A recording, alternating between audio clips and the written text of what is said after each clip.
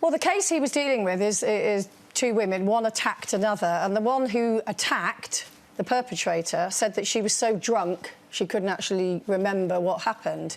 So I think he kind of got to the point, and don't forget that these judges, this is just an isolated case that we're reading about, but these judges, time and again, see this never-ending stream of cases coming through their courts, a lot of which involve excessive alcohol. Yeah. So I think we have to look at the kind of the bigger picture here. And he did actually, he referred to young people, actually. He didn't specify that it was particularly women, but of course the case he was dealing with were two women. You know, I think on the one hand, again, obviously a lot of support groups have come out and said, this is ridiculous, we should be concentrating on the perpetrators, not the victims, not putting the emphasis on the victim. I agree with that 100%.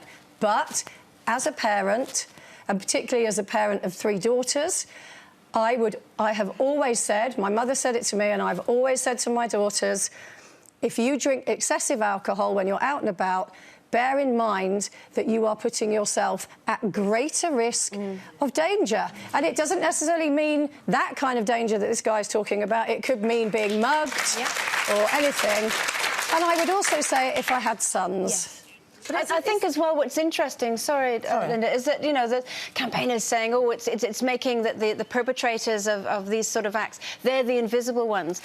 They are also the unreasonable ones, and you cannot reason with an unreasonable person. They will never think that it's anything other than OK to behave in the way they do. So I personally think that you have to take responsibility for your actions, male or female, young or old, and be wary when you're out. And that's not saying young girls are asking for anything, as are young boys. It's just keeping an eye out and making sure you're aware of the situation that you could get yourself in. Well, absolutely, and that's sensible parenting, and we should all say that, as you say, as much to our sons as to our daughters.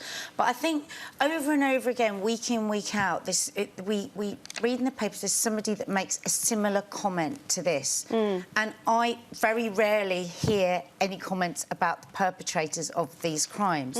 And the thing is, if you know, the majority of men are decent people that if they saw a drunk person would probably help them get home. But I think that when the kind of thugs that would take advantage of somebody that was, you know, not completely compos mentis, read these sort of things from supposed, you know, up their figures, I think there is a sense of entitlement. You know, and I do think that we have to, you know, shift the focus all the time from the victims and bear it more on the perpetrators of the crime. Or do you think someone who is that way now won't even care? Because if you, I mean, if there's 100 people in a room, the only person you have to be wary of is the one who was awful enough to think that it's OK to behave that way. They won't care whether anybody else thinks their behaviour is awful. I mean, interesting with this particular case is that he was, I think his comments were directed at the perpetrator, because she was the one who attacked another girl and said, I was so drunk I didn't know what I was doing. So he was almost kind of saying, look, you have put yourself into this situation as the perpetrator by being so drunk that you can't be held responsible for your actions, or you think you can't. It is a worrying culture now. I mean, the young people, you see them when they're going out, they're drinking indoors before they go out, they're getting, you know, hammered when they go out. There's people offering them shots all the time. I was in a bar with my kids not long ago, and someone came around with a belt on and was trying to force them to buy shots. I went, go on, P.O. you. You know, like, it's just they don't go out to have a drink and enjoy themselves. They go out to get completely hammered now. I've been touring with Birds, and we've been all around, like, the country, and everywhere you go in city centres, there's girls passed out on the street, you know, and their friends will go and leave them or whatever, and there they are. Also, ambulances are wasting their time picking up drunk people, and there's people that are ill, you know, having heart attacks or something, and they're out picking up drunk people off the street. You've got to take responsibility for your actions when you're drunk. But also, isn't there the flip solution also, maybe, that cheap alcohol being, you know, readily available and, as you say, being almost kind of shoved down these youngsters' throats in clubs and pubs. I mean, it's like a, There's no doubt about it. We've got an epidemic, I think, of a problem with young people. It breaks my heart when I'm out and you see girls that are just, like, so out of it.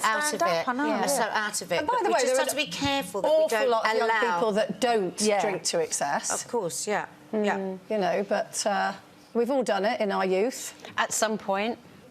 What are you looking at me for? I've never walking past that on the street. Do you know what I mean? It's like you go out and you try and stay sober. You only have a drink, but you don't want to get like paralytic drunk, do you? Yeah. Yeah, but I just, sorry, I forgot to, I'm not sure if we're something.